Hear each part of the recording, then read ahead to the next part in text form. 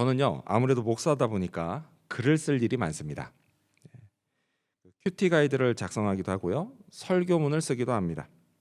또 문서들을 만들기도 하죠. 그래서 생각해 보면 일주일에 거의 하루도 빠짐없이 글을 쓰는 것 같습니다. 자, 그런데요, 그래서 저는 컴퓨터 워드 프로세서의 존재가 그렇게 고마울 수가 없습니다. 자, 글을 쓸 때 마이크로소프트 워드나 아니면 아레아 한글 같은 워드 프로세서를 사용하면 참 편리합니다. 여러 가지 장점이 있는데요.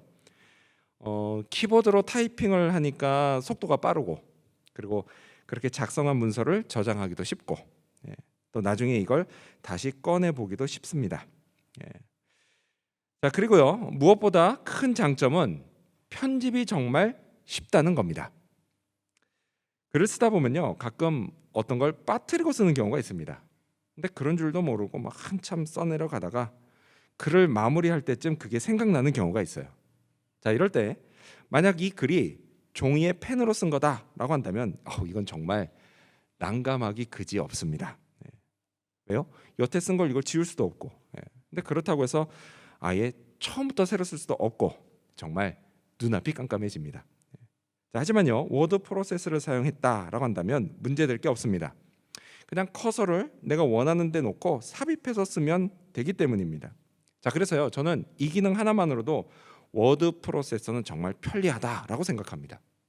자, 그런데 여러분, 만일 사도 바울이 지금 이 시대에 와서 이걸 본다라고 한다면 진짜 감탄하며 부러워할 겁니다.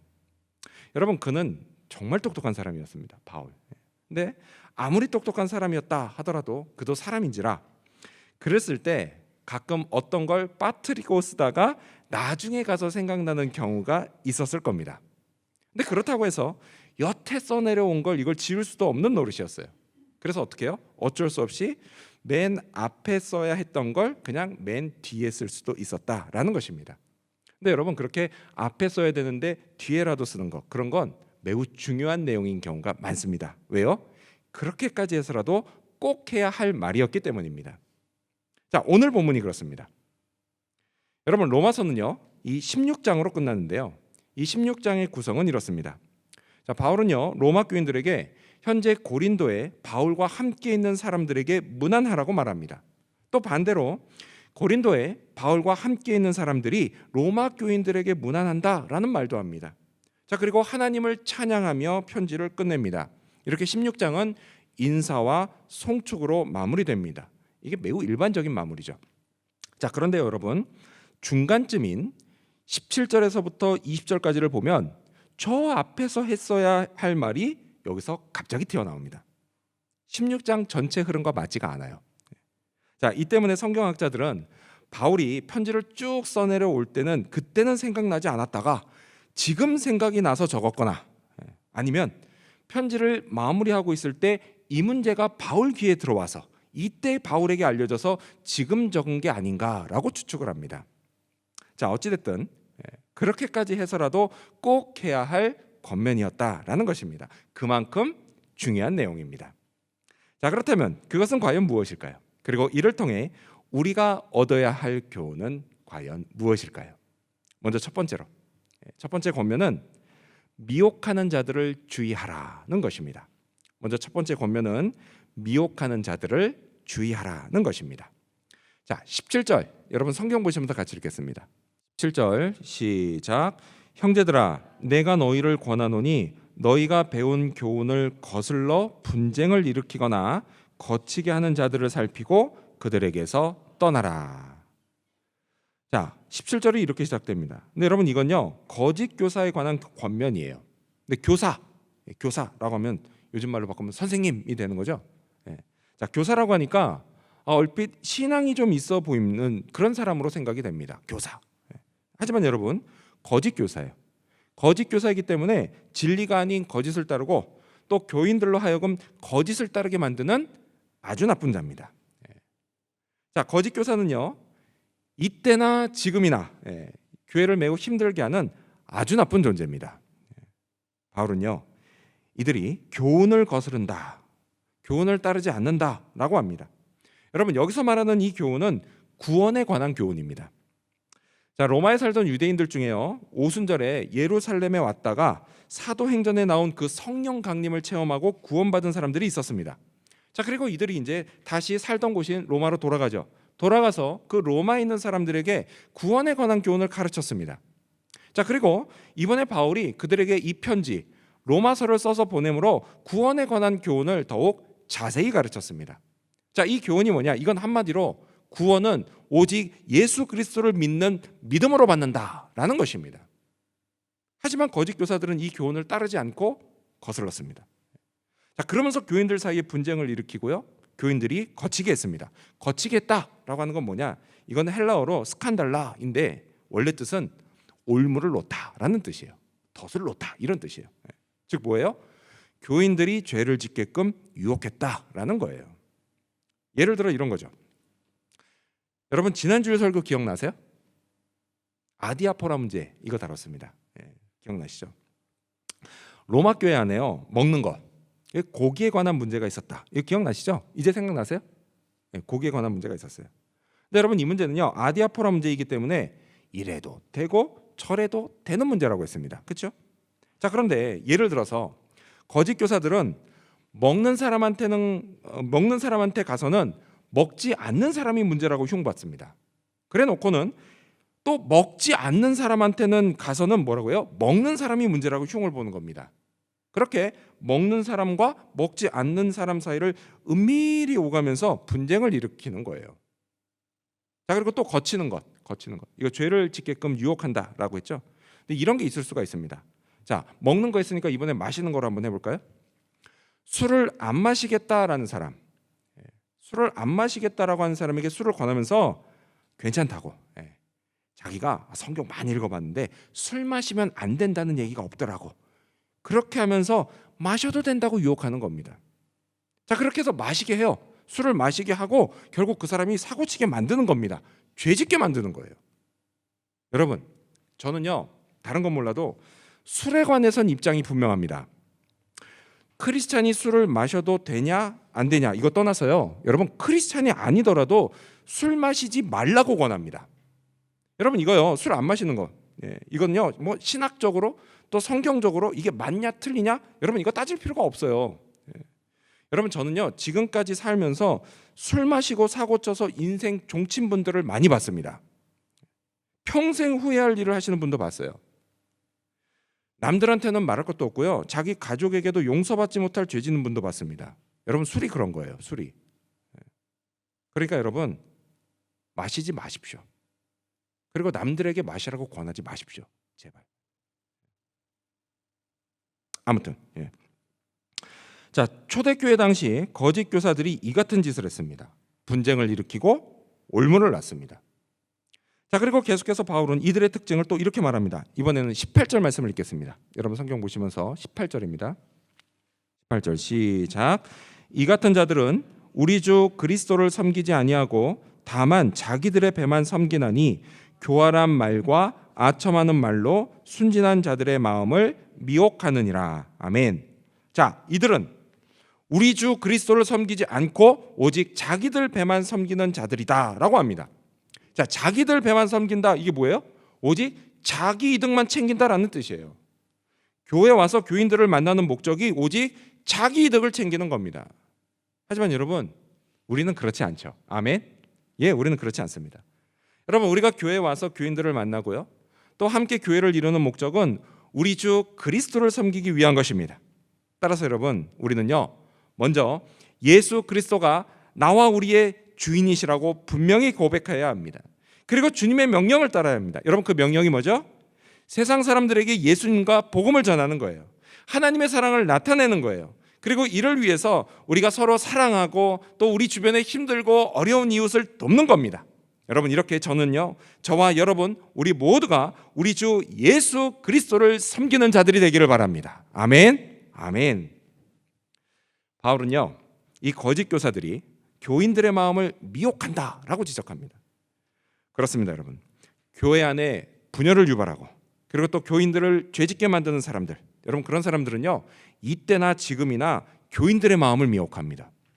미혹한다, 이게 뭐예요? 속인다라는 뜻이에요. 속인다. 여러분 이들이요 교인들을 속이려고 사용하는 무기가 뭔지 아십니까? 여러분이 읽은 성경에 나와요. 교활한 말과 아첨하는 말입니다. 교활한 말, 이거 다른 말로 뭐냐? 그럴듯한 말이에요. 그럴듯한 말. 이들이 말하는 걸 보면요, 말을 뭐 얼마나 잘하는지 정말 다 그럴듯하게 들립니다. 그럴듯하게 들려요. 콩으로 매주를 쓰는데도 믿을 것 같아요. 콩으로 원래 매주 쓰는 거죠. 네. 그럴듯하게 들립니다. 또 아첨하는 말, 이게 뭐예요? 다른 말로 듣기 좋은 말입니다. 듣기 좋은 말. 이들은요, 듣는 사람의 마음을 확 사로잡는 말을 진짜 잘합니다. 진짜 잘해요. 그래서 여러분, 저는요, 이런 자들을 볼 때마다 드는 생각이 있어요. 뭔지 아세요? 정말 사람을 미혹하게 하는 영이 있구나, 이런 생각이 듭니다. 여러분 조심하십시오. 이런 자들은요, 2000년 전에만 있었던 게 아니에요. 오늘날에도 있어요. 그 대표적인 게 뭡니까? 신천지 같은 이단이에요. 이단.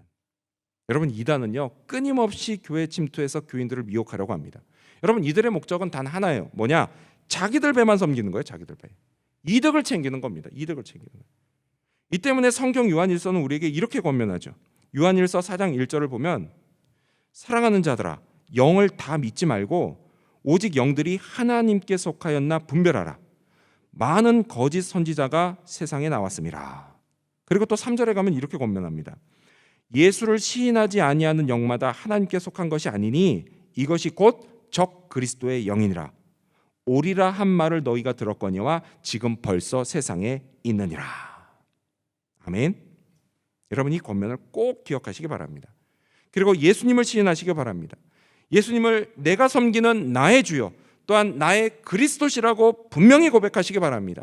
세상의 영과 하나님의 영, 이 둘 중에서 분명 하나님의 영인 성령을 따라 사시기를 바랍니다. 미혹하는 자가 다가오면 단호하게 뿌리치고 유혹을 물리치시기 바랍니다. 오직 우리 주 예수 그리스도를 섬기며 하나님이 기뻐하시는 삶을 살아가시기를 바랍니다. 이것이 바울이 꼭 해야 했던 첫 번째 권면입니다. 이 권면을 잘 받아들이고 또 잘 따르는 저와 여러분이 되시기를 축원합니다. 두 번째로, 바울이 꼭 해야 했던 두 번째 권면, 그건 선한데 지혜롭고 악한데 미련하라는 것입니다. 두 번째 권면은 선한데 지혜롭고 악한데 미련하라는 것입니다. 자, 19절, 여러분 성경 보시면서 읽겠습니다. 19절 시작. 너희의 순종함이 모든 사람에게 들리는지라. 그러므로 내가 너희로 말미암아 기뻐하노니 너희가 선한데 지혜롭고 악한데 미련하기를 원하노라. 아멘. 자, 여기 선한데 지혜롭고 악한데 미련하라, 이게 무슨 뜻일까요? 자, 먼저 선한데 지혜로우라, 이건요, 뭐가 선한 일인지 잘 살펴서 적극적으로 따르고 행해 자기 것으로 만들어라, 이런 뜻입니다. 여러분, 우리가 믿는 하나님은 선하십니다. 아멘. 그리고 또 우리를 향한 하나님의 뜻도 선하십니다. 아멘. 하나님은요, 그 선하신 뜻을 성경을 통해 우리에게 말씀하십니다. 따라서 우리는 어떻게 해야 돼요? 성경을 적극적으로 따르고 행해서 우리 자신의 것으로 만들어야 합니다. 그것이 선한데 지혜로운 것입니다. 자, 그 다음에 악한데 미련하라. 이건 이런 뜻이에요. 근데 여러분, 사실 미련하라 그러면 이 말이 좀 부정적으로 들립니다. 예전에요, 요즘은 그 얘기 잘 안 하는데 예전에 이 미련한 놈, 이런 그 욕을 많이 했었어요. 미련하다. 좀 부정적으로 들려요. 그렇죠? 하지만 여러분, 여기선 그렇지가 않습니다. 미련하라, 이거는 헬라어로 아케라이우스라는 단어인데요, 이게 원래 무슨 뜻이냐면 섞이지 말아라, 이런 뜻이에요. 섞이지 말아라. 즉 무슨 얘기예요? 악한 일에 섞이지 말아라 라는 이야기예요. 그럼 여러분, 섞이지 않으려면 어떻게 해야 돼요? 당연히 멀리 해야 합니다. 누가 나한테 조용히 찾아와서 우리 같이 악한 일을 하자, 이렇게 유혹하면 어떻게 해요? 그땐 멀리해서 넘어가지 말아야 된다라는 이야기예요. 자, 이렇게 바울은요, 선한데 지혜롭고 악한데 미련하라고 권면합니다. 자, 그런데 여러분, 우리가 성경을 보면요, 이 같은 권면을 예수님도 하셨다라는 것을 알 수 있습니다. 우리 스크린 보시면서 같이 읽어볼까요? 마태복음 10장 16절입니다. 시작. 보라, 내가 너희를 보냄이 양을 이리 가운데로 보낸 것 같도다. 그러므로 너희는 뱀같이 지혜롭고 비둘기같이 순결하라. 아멘. 여러분, 이 말씀은요, 예수님이 제자들을 전도하라고 보내시면서 하신 말씀이에요. 자, 근데 여기도 보면 뱀이 나와요. 그렇죠? 뱀. 뱀은 좀 부정적입니다. 그렇죠? 예. 하지만 여러분 사실 그렇지가 않아요. 여러분 이 뱀은 부정적인 이미지도 있지만 사실 지혜로운 동물이라고 하는 긍정적인 이미지도 있습니다. 아무튼 핵심은 이거예요. 뭐 뱀과 비둘기가 되라 이런 얘기는 아니고 뭐냐? 지혜롭고 순결하라는 이야기예요. 선한 일에는 지혜롭고 악한 일에는 섞이지 말고 순결하라 이런 말씀입니다. 자, 그런데 여러분 이거는요 우리가 가만히 있으면 그냥 저절로 되는 게 아닙니다. 오히려 가만히 있으면 우리는 정반대로요 선한데 미련해지고 악한데 지혜로워집니다. 왜 그런지 아십니까? 다른 게 아니에요. 이유는 그건 우리 안에 죄성이 있기 때문입니다. 죄성이 있기 때문이에요. 자, 죄성을 가진 인간 여러분 이건요 마치 휠 얼라이먼트가 고장난 자동차와 같습니다. 여기 이제 대부분 운전들 하시잖아요. 되게 아실 겁니다. 휠 얼라이먼트. 우리가 자동차 타이어를 교체할 때마다 이 휠 얼라이먼트를 바로 잡아줍니다. 표정들을 보니까 이게 뭐냐고 하시는 분들이 있으세요. 여러분 휠 얼라이먼트가 뭐냐면요 쉽게 말해서 이거예요. 자동차 딱 갈 때 핸들에서 내가 손을 딱 떼도 차가 앞으로 똑바로 가게 하는 장치입니다. 이제 이해되셨죠? 근데 여러분 이게 고장나면 어떻게 돼요? 차가 똑바로 가지 않고 왼쪽이나 오른쪽으로 치우쳐 버려요. 그냥 놔두면 옆으로 저절로 빠져버립니다. 근데 여러분 죄성을 가진 인간이 그렇다라는 거예요. 그냥 놔두면 어떻게 돼요? 잘못된 길로 저절로 빠져버립니다. 예를 들어서 여러분 우리를 그냥 놔두면 우리가 점점 더 부지런해지나요? 아니면 반대로 점점 더 게을러지나요? 이 문제가 어려우세요? 다른 사람 생각하지 말고 자기 경우로 생각해 보세요. 그냥 놔두면 점점 부지런해지십니까? 아니면 점점 게을러지십니까? 당연하죠. 점점 게을러지죠. 우리 학생들이 대답을 잘하네요. 우리 학생들 지금 방학이죠. 여러분을 그냥 놔두면 공부하나요? 아니면 노나요? 그렇죠. 놀죠. 정직하네요. 정직이 제사보다 낫습니다. 순종인가? 참 정직해요. 공부한다 그랬어요? 형 공부한다 그랬어요. 동생은 놀고. 거짓말하면 벌 받습니다. 1000벌을 받아요. 조심해야 됩니다. 놀잖아요. 물론 방학인데 놀 수 있죠. 그렇죠? 그렇죠. 놀 수 있죠. 근데 문제가 뭐예요? 문제는 계약을 해도 계속 놀고 싶다는 겁니다. 근데 그러면 안 되죠. 계약하면 다시 10주간 열심히 학교 다니면서 공부도 해야 됩니다. 아멘? 우리 청소년들 아멘? 아멘. 그래야 지금 남은 한 주간 놀 수 있는 거예요. 자, 그리고 우리 뭐 청소년들 그랬다고 여러분 웃으시는데 나머지 분들 할 일 다 하고 남는 시간에 그냥 놔두면 성경 읽고 기도하나요? 아니면 노나요? 그렇죠. 여러분 정말 정직하시네요. 하늘에서 복이 내릴 겁니다. 물론 놀 수 있죠. 물론 놀 수 있죠. 여러분 노는 거요 꼭 필요합니다. 여러분 놀 때는 확실하게 노십시오. 아멘. 노는 거 필요해요. 근데 문제가 뭐예요? 계속 놀고 싶다는 거예요. 놀 만큼 놀았으면 이제 성경도 좀 읽고 묵상도 하고 기도도 해야 되는데 왠지 그건 하고 싶지가 않습니다. 유튜브와 넷플릭스 보는 1시간은 그렇게 짧은데 큐티 10분은 왜 이리 긴지 모르겠어요. 여러분 이런 것들이 뭐예요? 다 우리 안에 죄성이 있다는 증거입니다. 죄성이 있다는 증거예요. 우리를 그냥 놔두면 우리는 하나님이 원하시고 그리고 주님이 기뻐하시는 것과는 반대되는 방향으로 살아가게 되어 있습니다. 왜요? 죄성이 있기 때문이에요. 여러분 죄성은요 우리가 예수님을 믿고 구원을 받아도 여전히 우리 안에 그대로 남아 있습니다. 그래서 이 죄성이 끊임없이 우리를 옆으로 빠지게 만듭니다. 잘못된 길로 가라고 유혹합니다. 자, 그럼 이 문제를 어떻게 극복할 수 있을까요? 바울의 권면에서 좋은 방법을 알 수가 있습니다. 우리 19절 이번에 스크린 보시면서 다시 읽겠습니다. 19절 시작. 너희의 순종함이 모든 사람에게 들리는지라. 그러므로 내가 너희로 말미암아 기뻐하노니 너희가 선한데 지혜롭고 악한데 미련하기를 원하노라. 아멘. 그렇습니다, 여러분. 뭐예요? 앞에 나오죠. 바로 모든 사람이 알 수 있을 만큼 적극적으로 순종하는 겁니다. 뭘 순종하느냐? 앞선 17절에서 나온 너희가 배운 교훈에 순종하는 거예요. 구원의 진리, 진리의 말씀, 곧 하나님의 말씀에 적극적으로 순종하는 겁니다. 로마 교인들이 순종했던 것처럼 우리도 순종해야 합니다. 그리고요, 이보다 앞서서 먼저 로마 교인들이 배운 것처럼 우리도 배워야 합니다. 따라서 여러분, 하나님의 말씀을 배울 기회를 놓치지 마시기 바랍니다. 그리고 이를 위해서 예배 때 말씀 듣는 약 30분 동안은 다른 거 하지 말고 오직 말씀에만 집중하시기 바랍니다. 필요한 거 있으면 적으시기 바랍니다. 또 성경 공부가 열리죠? 그러면 참석하시기 바랍니다. 여러분, 로마서 이 말씀 기억나시죠? 로마서 10장 17절 말씀이에요. 그러므로 믿음은 들음에서 나며 들음은 그리스도의 말씀으로 말미암았느니라. 아멘. 그렇습니다. 말씀을 열심히 배우십시오. 배운 걸 열심히 순종하십시오. 그러면 믿음이 성장합니다. 힘들고 어려운 일이 찾아와도 쉽게 흔들리지 않습니다. 미혹하는 손길이 뻗쳐와도 쉽게 걸려들지 않습니다. 진리의 터 위에 굳게 서서 하나님이 원하시고 예수님이 기뻐하시는 일을 하게 될 것입니다. 나를 통해 이루어지는 하나님의 뜻을 발견하게 될 것입니다. 성령으로 충만한 삶을 살아가게 될 것입니다. 이 사실을 믿으시기 바랍니다. 이러한 믿음으로 진리의 교훈에 순종하고 이를 통해 선한 데 지혜롭고 악한 데 미련한 자가 되는 저와 여러분이 되시기를 축원합니다.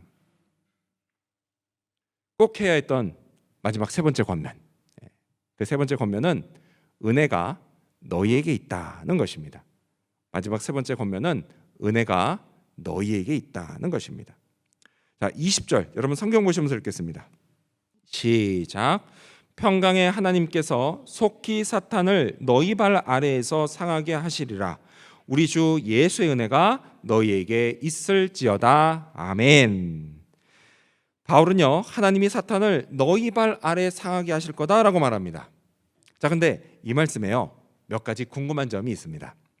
자, 먼저 사탄과 싸우시는 하나님, 그 하나님을요, 어떤 하나님이라고 말씀하죠?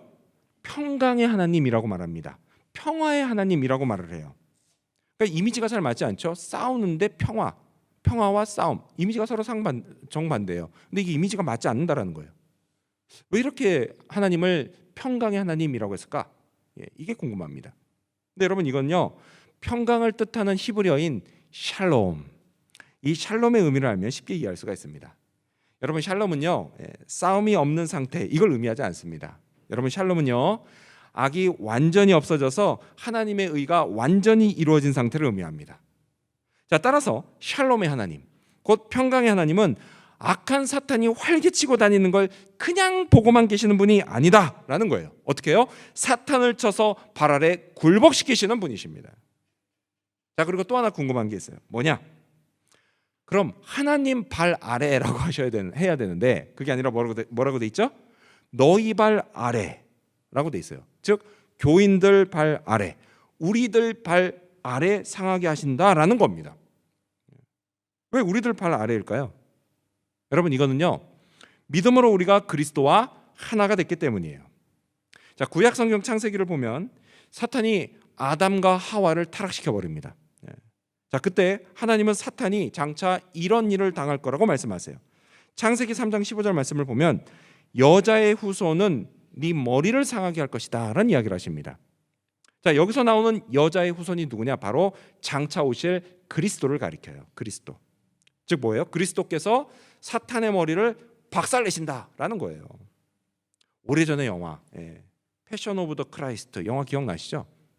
거기 보시면 지금 이 말씀을 예수님이 뱀으로 묘사된 사탄의 머리, 그거를 발로 꽉 밟아서 박살내는 거로 이렇게 표현이 됩니다. 한번 나중에 보세요. 그렇죠, 여러분? 자, 그래서 믿음으로 그리스도와 하나가 된 우리, 여러분, 이런 우리도 마찬가지라는 거예요.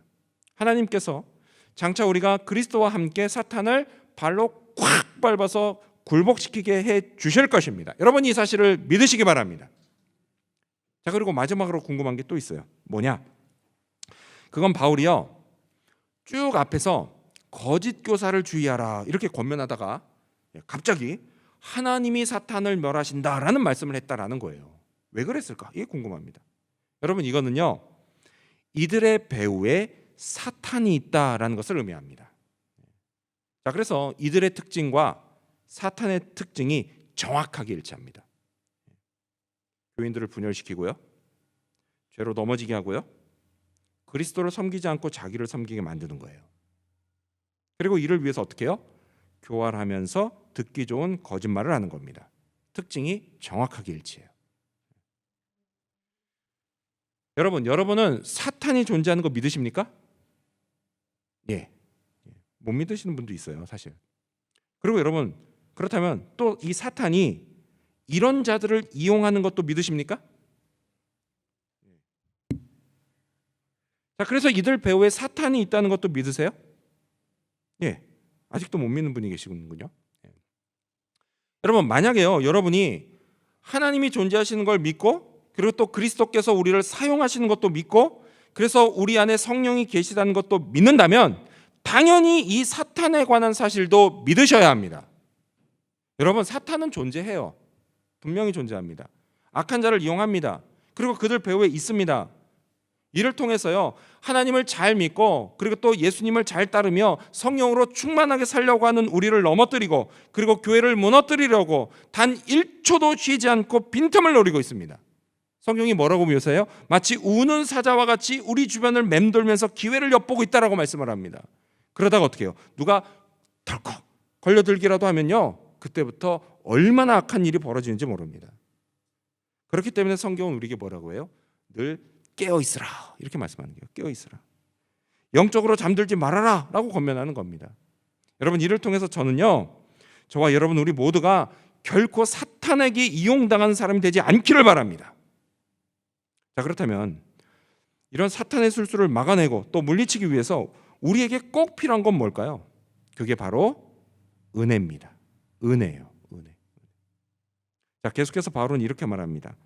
자, 20절을 보면은 우리 주 예수의 은혜가 너희에게 있을지어다라고 말씀합니다. 그렇습니다, 여러분. 여러분, 우리에게는요, 우리 주 예수님의 은혜가 필요합니다. 근데 여러분, 참으로 감사한 게 뭐냐? 감사한 거는 은혜를 얻기 위해서 우리가 따로 해야 할 건 없다라는 사실이에요. 여러분, 은혜가요, 우리에게 이미 주어졌습니다. 여러분, 우리가요, 예수님을 나의 주, 나의 예수님으로 믿는 순간 사탄의 술수를 막아내고 물리칠 수 있는 은혜가 이미 우리에게 주어졌습니다. 그래서 바울이 은혜가 너희에게 있으면 좋겠다라고 하지 않고 뭐라고 하죠? 은혜가 너희에게 있다라고 이렇게 선언하는 것입니다. 그리고 이뿐만이 아니에요. 여러분, 바울은요, 로마서 6장에서 이 은혜와 우리의 관계를 이렇게 선언합니다. 이건 스크린 보시면서 같이 읽어볼까요? 로마서 6장 14절입니다. 시작. 죄가 너희를 주장하지 못하리니 이는 너희가 법 아래 있지 아니하고 은혜 아래 있음이라. 아멘. 여러분, 우리가 어디 아래 있다고 선언하죠? 은혜 아래 있다라고 선언합니다. 그렇습니다, 여러분. 여러분, 사탄이 하나님 발 아래 있다면 우리는 어디 있어요? 하나님 은혜 아래 있습니다. 이 사실을 믿으시기 바랍니다. 여러분은 예수님을 나의 주 예수님으로 믿으십니까? 아멘. 아멘. 그렇다고 한다면 여러분은 이미 은혜 아래 있는 겁니다. 앞으로도 변함없이 우리는 은혜 아래 있을 것입니다. 여러분, 이 사실을 믿으시기 바랍니다. 여러분, 은혜의 힘은 강력합니다. 아주 강력해요. 비록 사탄이 나를 공격한다 할지라도, 그래서 내 몸과 마음이 지치고 힘들고 또 내 영혼이 괴로워도 은혜의 힘을 믿고 계속 은혜 아래 머무시기를 바랍니다. 그러면 반드시 승리합니다. 어떤 어려움도 결국 이겨낼 수 있습니다. 따라서요, 우리 학생들은 바람 잘 날 없는 이 청소년 시기를 너무 힘들게만 생각하지 말고 힘들 때마다 어떻게 해요? 내게 은혜를 베풀어 달라고 하나님께 기도하면 됩니다. 그러면 잘 지나갑니다. 잘 지나가요. 은혜를 구하며 조금만 더 인내하면 곧 좋은 날을 맞이하게 될 것입니다. 아멘. 아멘. 또 우리 청년들도요, 진로 때문에 고민이 많은 시절입니다. 그렇죠? 앞으로 뭐라고 살아야 할지, 또 결혼하고 가정은 어떻게 꾸려야 할지 생각할 게 많아요. 미래가 막막합니다. 그래서 두렵기까지도 해요. 그래서 어떻게 해요? 은혜를 구해야 합니다. 주님이 은혜를 베푸십니다. 여러분을 더 나은 내일로 인도해 주실 것입니다. 그리고 또 우리 장년 여러분도요, 자녀들 생각하고 그리고 또 내 남은 인생을 생각할 때 고민할 게 여전히 많습니다. 여전히 많아요. 그래서 우리가 어떻게 해요? 은혜를 구해야 합니다. 은혜를 구해야 돼요. 그러면 주님이요, 우리가 고민하는 모든 문제를 다루어 주실 것입니다. 은혜를 베풀어 주실 것입니다. 여러분, 이렇게요, 우리 모두는 은혜로 살아갑니다. 하나님의 놀라운 은혜로 살아갑니다. 이걸 꼭 기억하십시오, 여러분. 은혜가 아니면 우리는 살아갈 수 없습니다. 은혜가 우리를 오늘도 숨쉬게 합니다. 희망을 품게 합니다. 보다 나은 내일을 맞이하게 합니다. 이 사실을 믿으시기 바랍니다. 이러한 믿음으로 치열한 삶의 현장에서 승리하는 인생을 사시기 바랍니다. 이를 위해 미혹하는 자를 주의하시기 바랍니다. 또한 선한 데 지혜롭고 악한 데는 미련하시기 바랍니다. 그리고 다시 한번 주님의 은혜를 확신하시기를 바랍니다. 이를 통해 하나님을 잘 믿고 예수님을 잘 따르며 성령으로 충만한 삶을 살아가는 저와 여러분, 그리고 우리 지구촌 교회 모든 성도님들이 되시기를 주님의 이름으로 축원합니다. 기도하겠습니다.